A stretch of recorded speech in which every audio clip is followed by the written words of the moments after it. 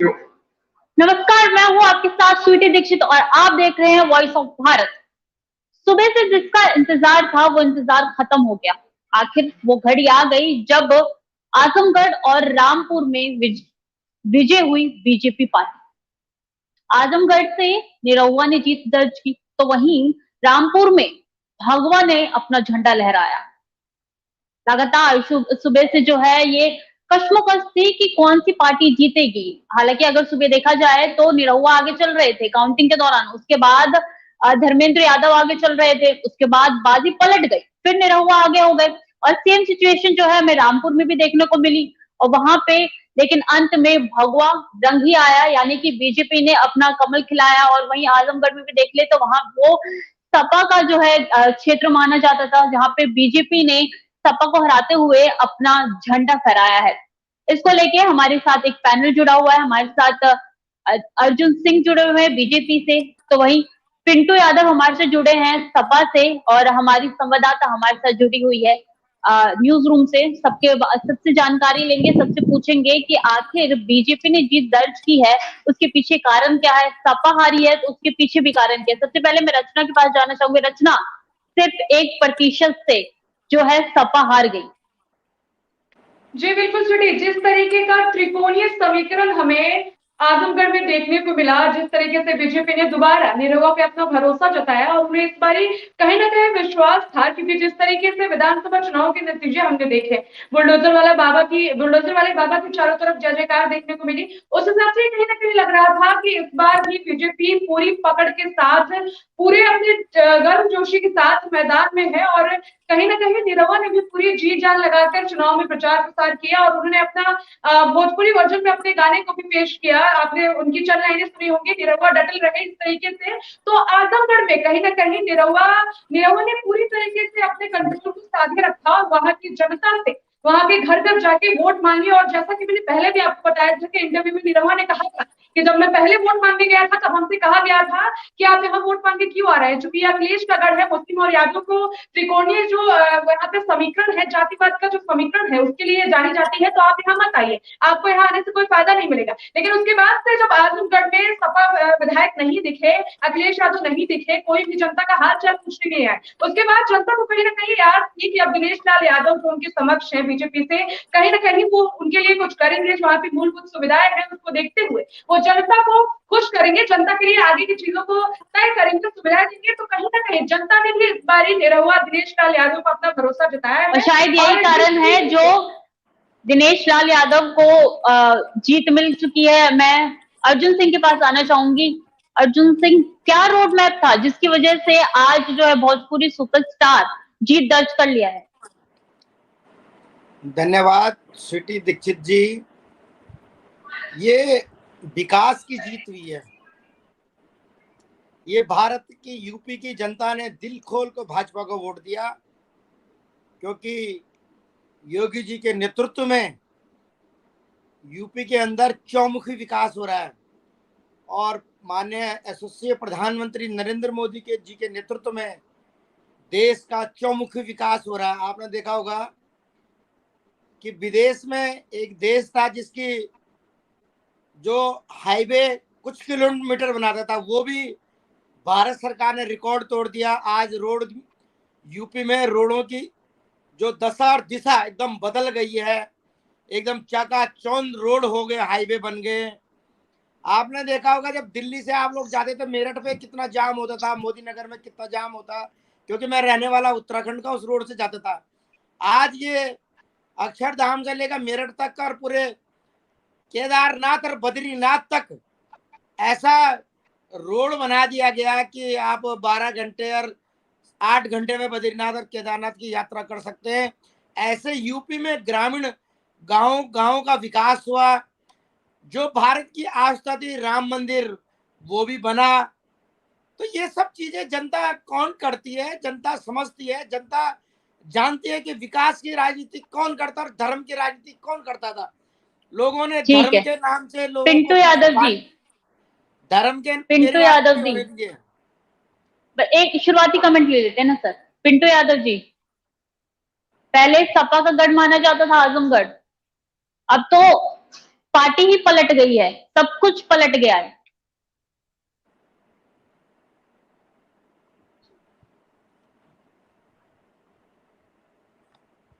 लगता है उनसे कांटेक्ट नहीं हो पा रहा। अर्जुन सिंह जी अपनी बात पूरी कर लीजिए आप।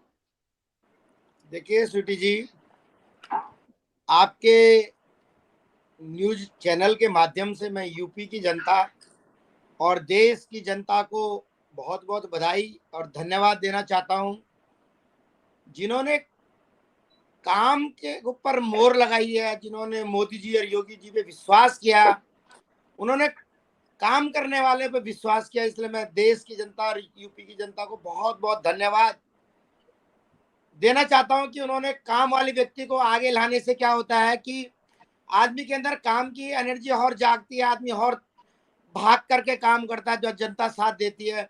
मोदी जी का आपने साथ दिया, मोदी जी और अच्छे ढंग से, योगी जी और अच्छे ढंग से यूपी में और अच्छा काम करेंगे और जनता का साथ रहेगा, जनता का विश्वास जीतेंगे। और ये तो सेमीफाइनल था। यूपी में जितनी सीटें हैं सारी लोकसभा में भाजपा का परचम लहराने वाला है। ये तो सेमीफाइनल था। अब आप फाइनल 2 साल बाद देखेंगे तो मतलब ये ट्रेलर था, पिक्चर अभी बाकी है। क्योंकि ये ठीक है, परचम विकास का पिंटू परचम लहरा यादव है। जी, ठीक है पिंटू यादव जी, ये तो ट्रेलर था, पिक्चर अभी बाकी है। आप आपका माइक म्यूट है पिंटू जी, अनम्यूट कर लीजिए इसे प्लीज।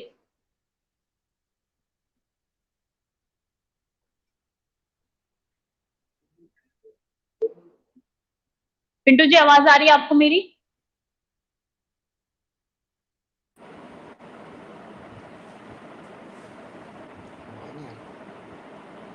ठीक है, लगता है तकनीकी खामियों की वजह से हमारा उनसे संपर्क नहीं हो पा रहा। रचना, जिस तरीके से निरहुआ ने पिछले चुनाव में हार दर्ज किया था, उस तरीके से अब देखिए एकदम ही सिचुएशन पलट गई है। रामपुर की बात कर ली जाए तो वहां भी घनश्याम लोधी ने जीत दर्ज की है, तो वहीं त्रिपुरा में भी बीजेपी की ही जीत हुई है। तो आखिर इसके पीछे कारण क्या है, क्यों सपा इतनी पिछड़ती जा रही है?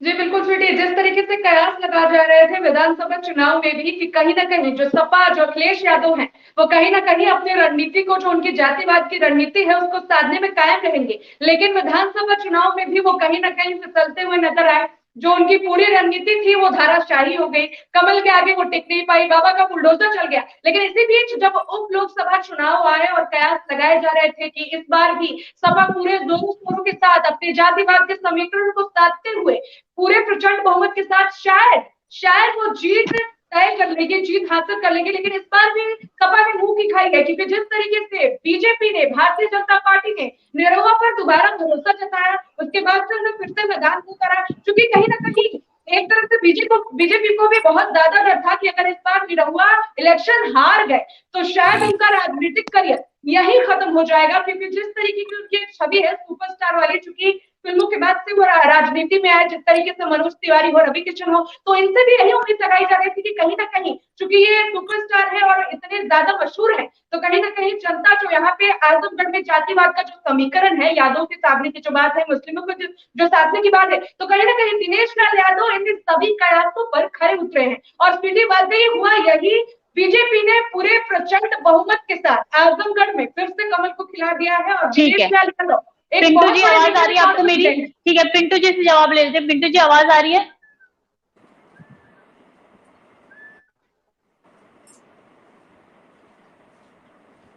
पिंटू जी आप मुझे सुन पा रहे हैं क्या?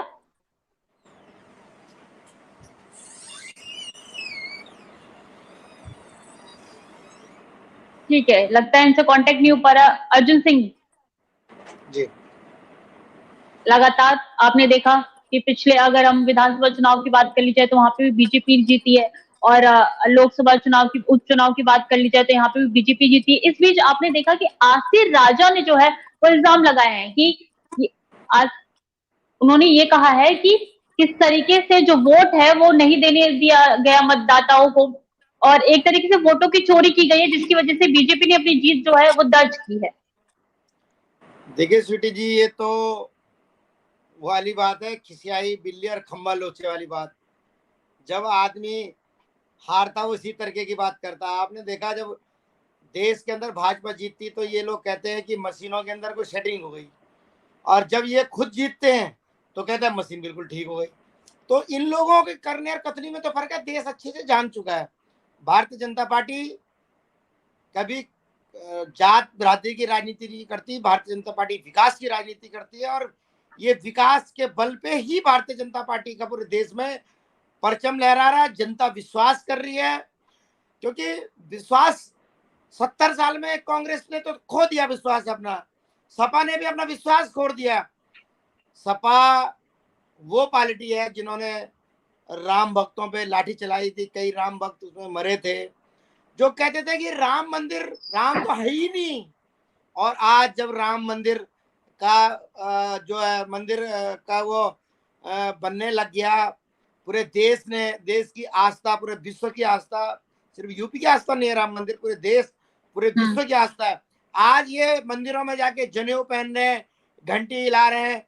अखिलेश यादव जी कितनी बार मंदिर गए हैं, अब उनको राम याद, जैसे इलेक्शन आता है इनको राम याद आ जाते हैं, जैसे इलेक्शन आता है इनको हनुमान जी याद आ जाते हैं। दिल्ली के मुख्यमंत्री अरविंद केजरीवाल जी ने बोला था कि अयोध्या में राम तो है ही नहीं, वहां तो खेल का मैदान बना दो। और जो दिल्ली के अंदर इन्होंने लोगों से वादा किया था कि हम 20 कॉलेज बनाएंगे, एक कॉलेज नहीं, एक स्कूल नहीं, हजारों लोग मौत के घाट उतर गए। दिल्ली के सरकारी अस्पतालों की ये हालत है। और जब ये खुद बीमार होते हैं, अगर इतने अच्छे आपने दिल्ली के अस्पताल बना दिए, तो आप जब बीमार होते हो प्राइवेट में क्यों जाते हो? और दिल्ली के स्कूल इतने अच्छे हो गए, तो सभी नेताओं के बच्चे उन सरकारी स्कूलों में पढ़ना चाहिए, तभी जनता विश्वास करेगी कि बहुत अच्छा हुआ है। तो इनके करनी और करनी में, कथनी में बहुत फर्क है। देश के अंदर चौमुखी विकास देश के यशस्वी प्रधानमंत्री जी के नेतृत्व में होगा। आज यूपी का विकास आदरणीय योगी आदित्यनाथ के नेतृत्व में होगा, चौमुखी विकास होगा। हर आदमी महसूस करा, जीरो टॉलरेंस की सरकार है। देखिए गुंडे यूपी में क्या करते थे, आतंकवाद करते थे, हजारों लोगों गरीबों का मकान कब्जा करते थे। आज यूपी के अंदर गुंडागिर्दी मायने में अखिलेश ने भी कहा गुंडागिर्दी खत्म करूंगा, नहीं करा। उनके गुंडों ने लोगों के घर कब्जा करे, लोगों की गरीबों की जमीन कब्जा करी। मायावती के टाइम में भी यही हुआ था कि मैं जो है गुंडागिर्दी खत्म, नहीं गुंडागिर्दी खत्म हुई है, वहां तो कुछ और ही होने लग गया था। मगर योगी आदित्यनाथ जी के शासनकाल में, भारतीय जनता पार्टी के शासनकाल में वाकई में यूपी के अंदर गुंडागिर्दी खत्म हो रही है। जो गुंडागिर्दी कर रहे हैं, आपने देखा बुलडोजर चल रहा है बाबा का, और ये बुलडोजर का जो मॉडल है ये पूरे देश में चलने लग गया। अब सबको मालूम हो गया कि देश की जनता शांति से रहना चाहती है, देश की जनता सिर्फ विकास चाहती है, देश की जनता अच्छे कॉलेज चाहती है, देश की जनता अपने बच्चों को पढ़ाना लिखाना चाहती है। अगर देखिए 70 साल से कांग्रेस ने हमारे मुस्लिम भाइयों को डरा करके बीजेपी खा जाएगी, बीजेपी सत्ता में आ जाएगी, उनके वोट ले लिए। सपा ने कई वर्ष यूपी के मुसलमान भाई बहनों को अनपढ़ रखा, उनको पढ़ने नहीं दिया, उनको गुमराह करते रहे। और आज योगी आदित्यनाथ जी के और माननीय प्रधानमंत्री जी के नेतृत्व में रामपुर की सीट पहले तो आजम खान की थी अर्जुन जी। रामपुर की सीट जो है पहले आजम खान की थी। अब इस चुनाव के नतीजे आने के बाद आजम खान ये कह रहे हैं ये लोकतंत्र नहीं है, ये ठोस तंत्र है, इस चुनाव को तो मैं मानता ही नहीं हूँ। आजम खान वो चीज है। जी कहिए। लगता है इनसे कांटेक्ट हमारा टूट गया है। और जब किसी का बच्चा किडनैप होता था तो थाने में एफआईआर भी नहीं लिखी जाती।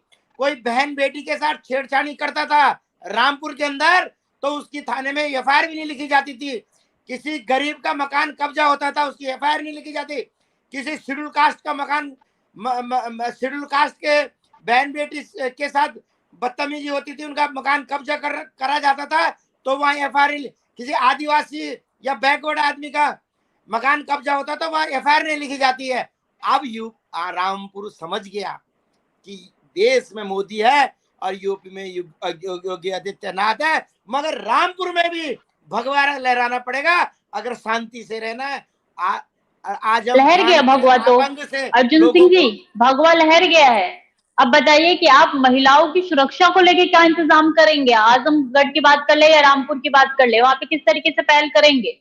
देखिए, हमारी बहनों की सुरक्षा के लिए हमारी सरकार की पहली प्रायोरिटी होगी। कोई किसी गरीब का घर कब्जा ना कर पाए, उसकी भी सरकार की पहली प्रायोरिटी होगी। वहां की रोड अच्छी हो, वहाँ वहाँ के भ्रष्टाचार खत्म हो, वहाँ दंगा जो रामपुर मशहूर है दंगाओं में, वहाँ दंगा ना हो, ये हमारी सरकार की पहली प्रायोरिटी है। और अब देख लेना, आप आज न्यूज चैनल में 2-4 साल के बाद जब हम दोबारा न्यूज चैनल में आएंगे तो आपको बताएंगे कि हमने ये बताया था आपको, शांति से रहने का वक्त आ गया। रामपुर और वहाँ आजमगढ़ जो हम जीते हैं, वहाँ की जो सम्मानित मतदाता, सम्मानित वोटर है, हम उनका सम्मान करते हैं। जिस तरीके से उन्होंने ठीक है रचना, हमारी पार्टी को। ठीक है रचना, बीजेपी, सपा का गढ़ बीजेपी ने छीन लिया। बिल्कुल स्वीटी, मैंने आपको पहले भी कहा था कि जिस तरह का त्रिकोणीय समीकरण आजमगढ़ में देखने को मिला, ये पहली बार था, क्योंकि कांग्रेस का टुकड़ा तो पहले ही साफ हो चुका था। और जिस तरीके से वहां पे मुस्लिम वोटर्स हैं, चूंकि मुस्लिम वोटर्स की संख्या 30% है, जो कि सबसे ज्यादा है, तो दिनेश लाल यादव हो या फिर यादव समाज हो, तो पूरी तरीके से मुस्लिम समुदाय को और यादव समुदाय को साधने की कोशिश की गई। चूंकि बसपा से जो गुड्डू जमाली थे, उन्होंने भी पूरा सहयोग दिया है। कहीं ना कहीं अगर बीजेपी को श्रेय अगर जीतने को जाता है, तो कहीं ना कहीं बसपा के गुड्डू जमाली को जो वोट मिले हैं, कहीं ना कहीं उस तरीके से निरहुआ आगे बढ़े हैं। क्योंकि मुस्लिम समुदाय का वोट जो शायद सपा को जाता, वो कहीं ना कहीं गुड्डू जमाली ने अपने खाते में ले लिया है, जिसकी वजह से कहीं ना कहीं निरहुआ का रास्ता क्लियर होते गया। और आज ये देन है जिसकी वजह से आजमगढ़ में कमल खिल गया और उनकी पूरी रोड मैप इसी और तरीके ये भी से देखा जा रहा था कि आजमगढ़ में जो MY फैक्टर है उसके चलते हो सकता है कि जो निरहुआ है उनको हार का सामना करना पड़ सकता है, लेकिन ऐसा नहीं हुआ। अर्जुन सिंह जी, बिल्कुल ऐसा माना जा रहा था कि यादव फैक्टर होने के कारण, यादव और मुस्लिम कम्युनिटी के लोग वहां पे ज्यादा होने के कारण बीजेपी को जीत ना मिलना बहुत ज्यादा मुमकिन था। देखिए, आजमगढ़ की सम्मानित जनता और सम्मानित वोटर ने, पीछे हम जाएंगे 2021 में जो कोरोना काल, 22 में, 20 में कोरोना काल, 22 में कोरोना काल, वहां की जनता ने देखा है, उनको लगा है कि हमारे हमारे हमारे साथ में दुख में कौन खड़ा है। दुख में योगी आदित्यनाथ खड़े हैं, दुख में भारतीय जनता पार्टी का कार्यकर्ता खड़ा है। अखिलेश यादव जी और सपा के नेता कहीं भी नजर नहीं आए इस 2-2.5 साल के महाकाल में। हजारों लोग मौत के घाट तक उतर गए, हजारों लोगों को हॉस्पिटल की जरूरत थी। लेकिन सरकार तो आपकी थी, आपकी जिम्मेदारी बनती है ना, सरकार तो आपकी थी, आपकी जिम्मेदारी बनती है ना कोरोना काल में लोगों को सुविधाएं पहुंचाना। जी जी बिल्कुल सही कह रहे हो, हमारी जिम्मेदारी थी, हमने वो करा, इसलिए तो जनता ने वोट दिया। इतने लोग मरे भी तो थे उस दौरान। आपने कोरोना काल का जो दूसरा लहर उसमें देखा था कितने त्राहिमाम मची हुई थी देश में। उस समय आपने क्या किया था? उसमें कोरोना में माननीय योगी आदित्यनाथ जी ने बाकायदा उस जनपद का दौरा किया और अधिकारियों को निर्देश दिए थे कि तुरंत यहाँ पे तभी सर इतनी लाशें जो है वो पसरी हुई दिखी थी। नहीं, वो तो इनका प्रोपेगेंडा था। ये तो कैसा प्रोपेगेंडा? वालों का प्रोपेगेंडा था, कांग्रेस का कैसा प्रोपेगेंडा सर, समझाइए थोड़ा। झूठ का प्रोपेगेंडा इनका। ये वो लाशों की तस्वीर जो थी वो सच नहीं थी। जब भारतीय जनता पार्टी कोई अच्छा काम करेगी, जब भारतीय जनता पार्टी जनता के हित में काम करेगी, तब ये मुझे इतना समझा दीजिए ना, वो अच्छा काम कहाँ था, अच्छा काम क्या था उसमें, मुझे वो समझा दीजिए। मैं समझा रहा हूँ आपको। देखिए, अभी विपक्ष चिल्ला रहा था कि भाई रोजगार नहीं है, रोजगार नहीं है, महंगाई नहीं है, महंगाई ज्यादा हो गई, महंगाई माननीय नरेंद्र मोदी जी ने पेट्रोल के दाम गिरा दिए। क्वेश्चन महंगाई नहीं है ना सर, आप कोरोना काल की बात उठाई आपने, मैं कोरोना काल पे आई। क्वेश्चन महंगाई नहीं है ना सर, वो तस्वीरें बता दीजिए ना, वो तस्वीरें फिर क्यों देखने को मिली जब आप इतनी मददगार थे जनता के लिए। उसके बाद फिर पेट्रोल आपने ही कोरोना काल उठाया ना सर। ठीक है, कोई बात नहीं, पिंटू जी से सवाल ले लेते हैं। पिंटू जी, ठीक है, पिंटू जी से सवाल ले लेते हैं। एक सवाल, पिंटू जी आपको मेरी आवाज आ रही है?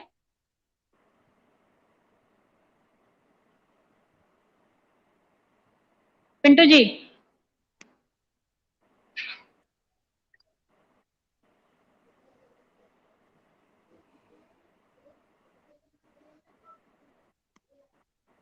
आप तक मेरी आवाज पहुंच पा रही है?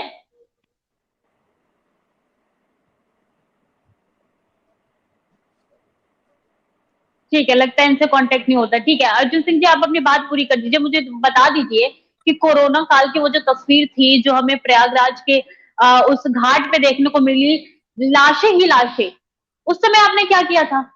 देखो, कोरोना काल के अंदर अमेरिका और विदेशों में आपने देखा क्या हाल था। सर हमें उस वहां जाना आप ही नहीं है सुनिए ना, सुनिए हमें सुनिए, यहाँ मेरी पे बात यहाँ सुन की लीजिए बात ना। करनी है। मैं आपकी हाँ बात का जवाब दे रहा हूँ पूरा तरीके से। हाँ कोरोना दीजिए। काल के अंदर आपने विदेशों में देखा क्या हाल है, मगर विदेशों की वनस्पत में भारत की स्थिति और भारत की जनसंख्या के देखते हुए भारत में स्थिति बहुत अच्छी थी। मगर अच्छा, जो वो लोग स्थिति जो अच्छी दिख लोग रही थी जब त्राहिमाम, जब सड़कों पे लोगों की मौत हो रही थी कोरोना की वजह अरे से, मैं वो आपको स्थिति बता अच्छी दिख रही पूरा, थी आपको? मुझे बोलने तो दीजिए आप। बोलिए ना सर, उसके आप ही की बाद तो सुन रही हूँ। हाँ, उसके बाद जो है भारत की स्थिति फिर भी ठीक थी, मगर कोरोना अच्छा। काल के अंदर जो लोग अकाल मृत्यु को समा गए, उनके उनके परिवारजनों और उनके उनके जाने का हमें बड़ा दुख है। मगर हम्म। माननीय योगी आदित्यनाथ और भारत के यशस्वी प्रधानमंत्री जी ने इसको कंट्रोल करने का बहुत प्रयास किया, और उसी में देखो भारत में पीपी किट नहीं बनती थी, भारत में पीपी किट बनने लग गई। भारत में कोरोना का टीका का आविष्कार वगैरह, आज पूरे देश में 100% लोगों को वैक्सीनेशन हो चुका है। ये बहुत हमने तो बड़ी वो बात टाइम है, भी देखा है ये ना जब विदेशों में भी हॉस्पिटल में नहीं हुआ बेडों है। की कमी हो गई थी। खैर हमारा टॉपिक ये नहीं है, हमारा टॉपिक कुछ और था। अब बताइए हाँ, रचना, अब रचना आगे क्या? स्वीटी जी, अर्जुन जी से मेरा एक सवाल है। जिस तरीके से हमने देखा कि अखिलेश यादव तो चुनाव के बाद से पूछने नहीं आए, वैसे जनता ने भी ये भी कयास लगाए थे कि शायद निरहुआ 2019 में हार गए, लेकिन जनता ने ये कयास लगाए थे कि शायद वो आएंगे, जनता का हाल चाल पूछेंगे, और इस तरह से अगर वो मैदान में डटे रहेंगे तो जनता उन्हें जिताएगी। क्योंकि अब जनता ने तो उन्हें जिता दिया है, तो अर्जुन जी कहीं ऐसा तो नहीं होगा कि चुनाव के बाद से निरहुआ भी अपने उस गर्मजोशी में या फिर नेता के रौब नहीं रह जाएंगे, जनता के लिए धरातल पर कुछ करेंगे नहीं? बताइए, जवाब दीजिए। देखिए, निरुआ जी बहुत ही सुलझे हुए व्यक्ति हैं, युवा है, और जो जनता ने निरुआ जी पे विश्वास जताया, निरुआ जी उस विश्वास पे खरे उतरेंगे, क्षेत्र का विकास करेंगे, जनता के दुख की घड़ी में खड़े रहेंगे। और जो सपा के जो इतने हुए गुंडे हैं, जिन्होंने वहां पे गरीबों के और शेड्यूल कास्ट लोगों के घर कब्जा कर रखे, घर छुड़वाएंगे और वहां बुलडोजर चलवाएंगे और वहां की गुंडागिर्दी खत्म करवाएंगे, और बहन बेटियों की सुरक्षा की जिम्मेदारी लेंगे। घर छुड़वा ये के फिर हमारा बुलडोजर चलाएंगे? हाँ, घर छुड़वा के बुलडोजर चलवाएंगे? जो किसी के घर छुड़वाएंगे और जो गुंडागिर्दी करेंगे, घर नहीं छुड़वाएंगे, गुंडागिर्दी करेंगे, हमारी बहन बेटियों के साथ बदतमीजी करेंगे, उनके घर में बुलडोजर चलेगा। अच्छा ठीक है, जी, रचना और कोई क्वेश्चन है आपका इनसे? नहीं स्वीटी, तो आपने देखा जिस तरीके से बीजेपी ने आजमगढ़ में प्रचंड जीत तो हासिल कर ही ली है, लेकिन अब देखना बहुत दिलचस्प होगा कि क्या निरहुआ जनता की मूलभूत सुविधाओं के लिए हमेशा तत्पर रहेंगे। क्या निरहुआ वो सारे कदम उठाएंगे जो आजमगढ़ की जनता के लिए सुविधा लायक होगा, लाभकारी होगा? अब देखना होगा स्वीटी, क्योंकि अखिलेश यादव ने तो अपनी करामात दिखा दी। जिस तरीके से चुनाव के बाद वो जनता का हाल पूछ नहीं रहे हैं, जनता में खासा इस वक्त नाराजगी थी, तो कहीं ना कहीं देखना होगा, दिलचस्प होगा कि निरहुआ को प्रचंड जीत के बाद क्या उनकी एक सुपरस्टार वाली छवि एक आम नागरिक के तौर पर जनता की सुविधाओं के लिए निकल के बाहर आती है, या फिर निरहुआ भी अपनी चकाचौंध की दुनिया में एक नेता के तौर पर बेशक डमी बन के रह जाएंगे? देखना बहुत दिलचस्प होगा स्वीटी। ठीक है अर्जुन सिंह जी, बीएसपी को आप इस वक्त कहाँ देखते हैं? बीएसपी तो यूपी में लगभग समाप्ति हो गई है। मैं एक बात आपसे कहना चाहूंगा, जी। देखो निरुआ जी स्टार हैं, और मैं दिल्ली में जहां रहता हूं वहां भी एक स्टार की लोकसभा है जिनका नाम है गौतम गंभीर जी, जो इन्होंने भारत हम्म। विश्वविख्यात क्रिकेटर जो गौतम गंभीर जी हैं।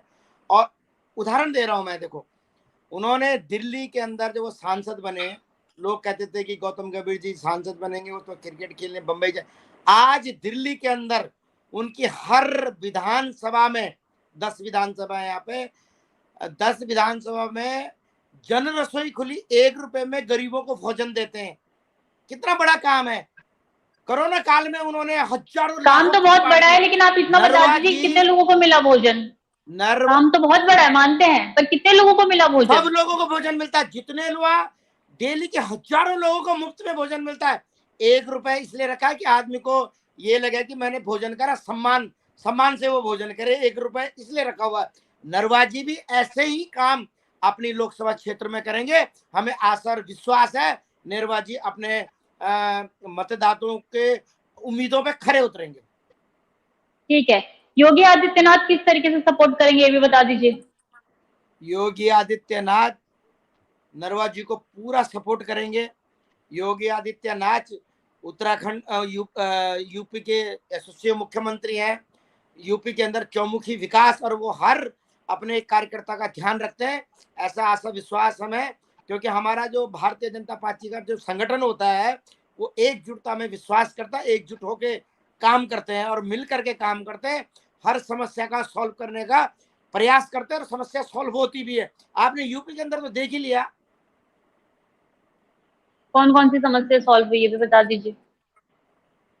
बता दूं आपको? हाँ, सबसे पहले तो जिन्होंने गरीबों के घर कब्जा कर दिए थे वो घर छूट गए, उनके अपने घर भी चले गए। जो कब्जा करा था वो तो छोड़ना पड़ा, अपना घर भी चला गया। एक दूसरा, बहन बेटियों को वहां बिल्कुल भी सुरक्षा नहीं थी। आज बहन बेटी सुरक्षित अपने आप को महसूस कर रही है। आप भी हमारी बहन है, आप भी जब ऑफिस से जाते होंगे तो आपको भी गर्व होता होगा, कोई दिक्कत नहीं होती होगी जाने आने में। 2 बात। तीसरी बात, पूरे देश और यूपी की जो आस्था थी राम मंदिर वो भी बनी रहा है। चौथी बात, यूपी की जो रोड है बहुत ही बढ़िया रोड हो गई है। और बाकी यूपी वालों से हम जब पूछते हैं, जब यूपी के हमारे भाई लोग, हमारे दोस्त लोग मिलते हैं तो वो कहते हैं योगी जी का जो शासन है यूपी में बहुत अच्छा है। तो वह यूपी के लोग हमें और बताते शायद हैं। यही वजह है कि विधानसभा चुनाव में योगी ने अपनी जीत का जी। परचम जो है वो लहराया है। ठीक है, बहुत बहुत शुक्रिया आपका अर्जुन सिंह जी हमारे साथ जुड़ने के लिए। रचना, आपका भी बहुत बहुत धन्यवाद हमारे तमाम जानकारियां देने के लिए। अब जिसका सुबह से इंतजार था, जैसे कि मैंने कहा कि बीजेपी ने अपना परचम लहरा दिया, बीजेपी ने जीत हासिल कर ली है। आजमगढ़ से निरहुआ ने जीत हासिल किया, तो वहीं रामपुर से घनश्याम लोधी ने अपनी जीत दर्ज किया। हालांकि सुबह से आंकड़े जो है वो बहुत ऊपर नीचे हो रहे थे और कांटे की टक्कर चल रही थी, जिसके बाद भी बीजेपी ने अपनी जीत दर्ज की। इसके पहले आपको बता दें, जो आजमगढ़ था वो सपा का गढ़ माना जाता है, जिसकी वजह से अखिलेश यादव को ओवर कॉन्फिडेंस था कि कहीं ना कहीं वो जीतेंगे, जिसकी वजह से उन्होंने तैयारी भी की थी, तमाम प्रचार प्रसार भी किया था, लेकिन ऐसा नहीं हुआ। लास्ट में कमल ही खिला। फिलहाल बाकी खबरों के लिए आप बने रहिए वॉइस ऑफ भारत के साथ।